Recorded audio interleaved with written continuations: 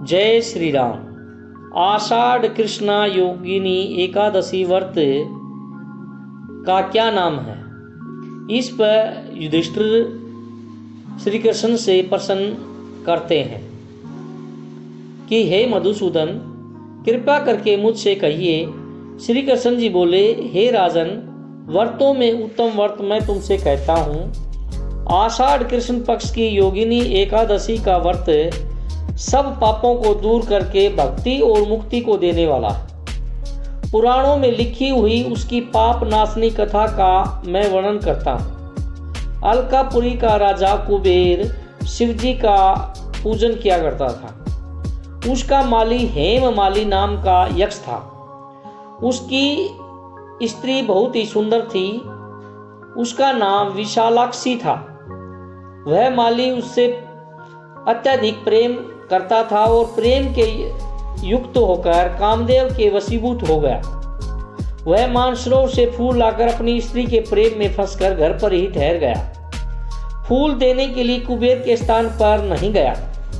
हे राजन, दोपहर के समय कुबेर जब शिवालय में शिवजी का पूजन करने लगे तब वहां फूल दिखाई नहीं दिए। हेममाली अपने घर में अपनी स्त्री के साथ रमण कर रहा था।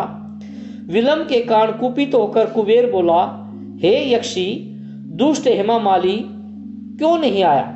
इसका निश्चय करो। वे बोले, हे राजा, वह स्त्री का प्रेमी अपने घर पर स्त्री के साथ क्रीड़ा कर रहा है। यह सुनकर कुबेर क्रोध में भर गया। शीघ्रता से हेममाली को बुलाया। देर हो जाने के कारण वह माली भी भय से बेचैन होकर वहां आया।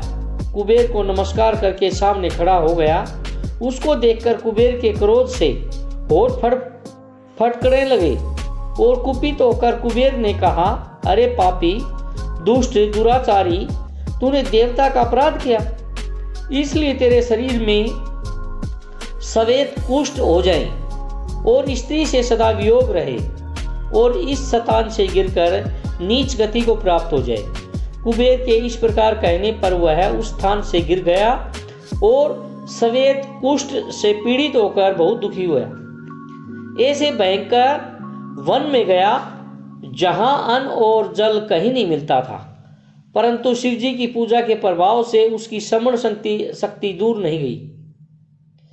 पाप युक्त होने पर भी वह पहले क्रम का समण बना रहा। वह भ्रमण करता हुआ हिमालय पर्वत पर चला गया। वहां पर तपस्वी मार्कंडेय मुनीश्वर का दर्शन किया और प्रणाम किया।